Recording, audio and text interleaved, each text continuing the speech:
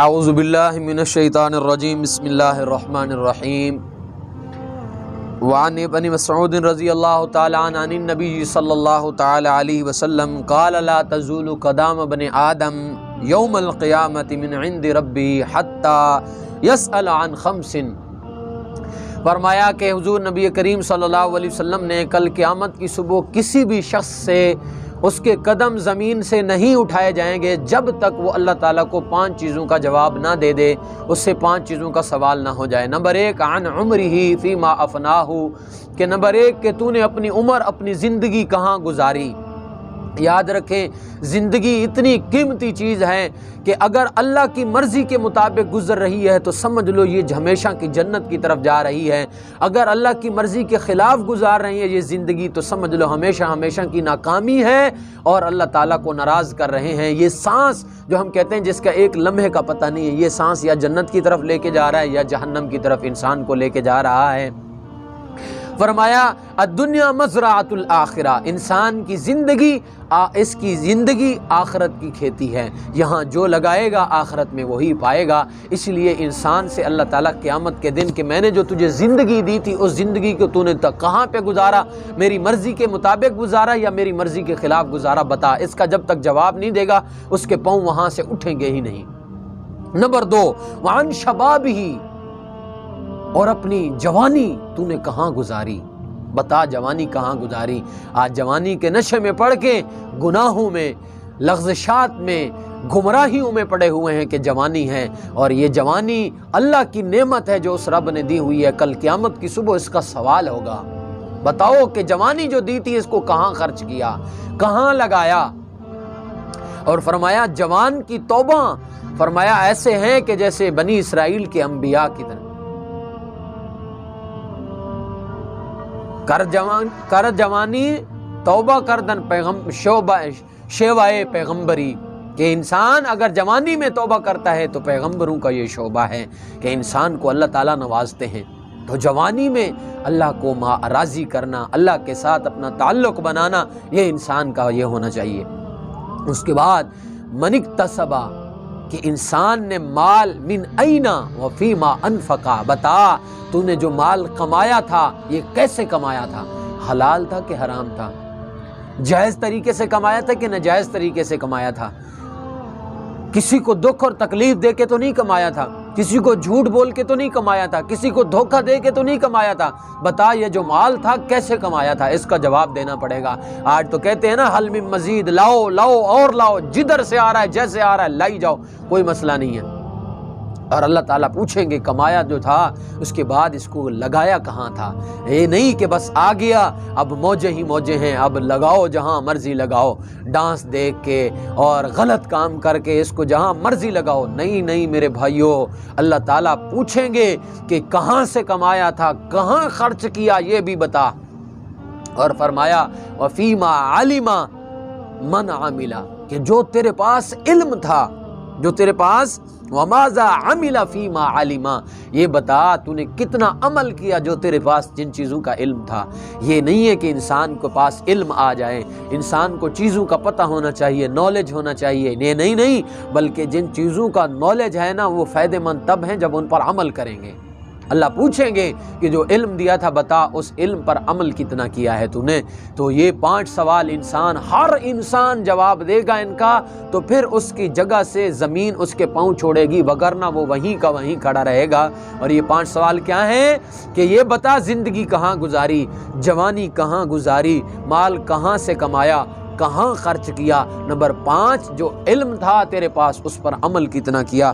اس کے بعد فرمایا وعن عبداللہ رضی اللہ تعالیٰ قال قال رسول اللہ صلی اللہ علیہ وسلم طلب کسب الحلال فریضۃ بعد الفریضہ، حلال کمانا یہ باقی فریضوں کے بعد ایک فریضہ ہے۔ جس طرح نماز فرض ہے، روزہ فرض ہے، حج فرض ہے، زکوٰۃ فرض ہے، کلمہ و توحید فرض ہے، اسی طرح یہ ان فرائض کے بعد حلال کی روزی کمانا، اپنے بچوں کو کھلانا، یہ بھی ایک فریضہ ہے۔ اس لیے کہتے ہیں رزق حلال عین عبادت ہے، لکھا ہوتا ہے دکانوں پہ یا ادھر ادھر کہ حلال کی کمائی یہ عین عبادت ہے، واقعی یہ عبادت ہے اور یہ فرائض کے بعد ایک فریضہ ہے۔ اور آج ہم نہیں سوچتے کہ حلال کا ہے کہ حرام کا ہے. نہیں نہیں نہیں نہیں میرے بھائیو، حکم خداوندی ہے. اللہ تعالیٰ بھی خود فرمانے یا ایھا الناس کلوا مما فی الارض حلالا طیبا، لوگو تم کھاؤ حلال اور پاکیزہ چیزیں. ولا تاکلوا اموالکم بینکم بالباطل، ناجائز اور حرام طریقے سے کمایا ہوا مال کبھی بھی نہ کھانا. جو حرام کی کمائی کھاتا ہے، جو حرام کھاتا ہے، فرمایا اس کی عبادت قبول نہیں ہوتی.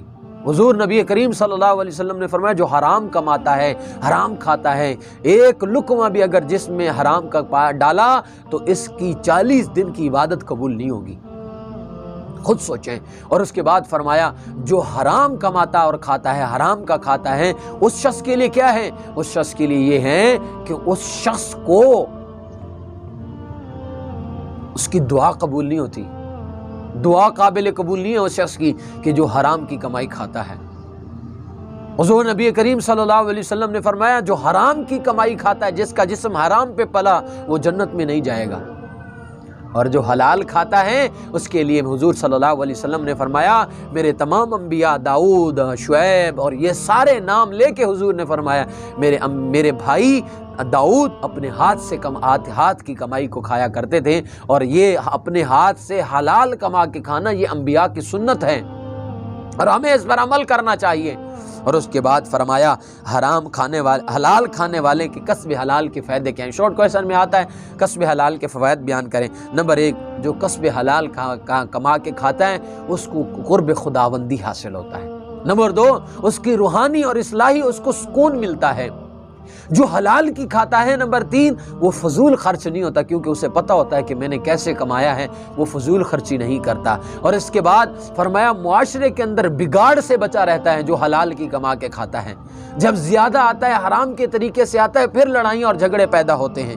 اور اسی طرح فرمایا جو حلال کی کما کے کھاتا ہے اس کے اوپر سے اللہ تعالیٰ بلائیں، مصیبتیں، دکھ، تکلیفوں کو اللہ تعالیٰ دور کر دیتا ہے کیونکہ رب کو پتہ ہوتا ہے اس نے کمایا ہی حلال کا ہے، اس کے اندر برکت ڈالنی. اور جو حلال کی کماتا ہے وہ اللہ تعالیٰ اس کو طمع سے، لالچ سے، قباحتوں سے اللہ تعالیٰ دور کر دیتے.